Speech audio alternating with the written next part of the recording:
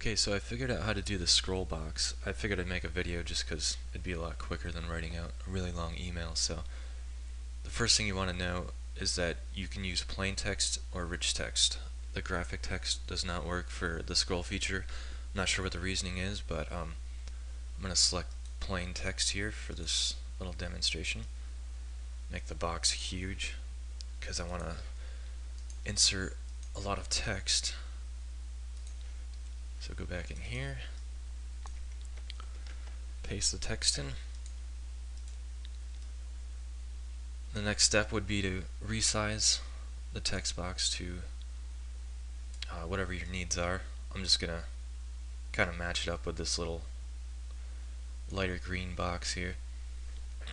And with the way this works, what you see on your screen here is what the user will see on your website. So any text that's cut off right here will be within the scroll feature, so they can just, obviously that's what it's for, just scroll down.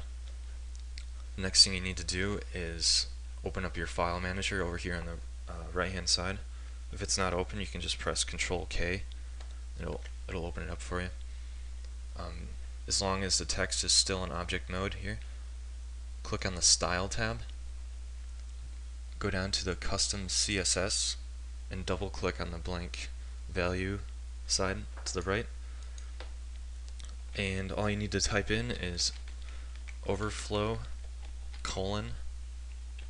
scroll semicolon, and click OK.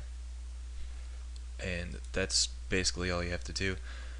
One more thing as far as formatting goes: when you render your site, it has to be in either XHTML with CSS or HTML with CSS.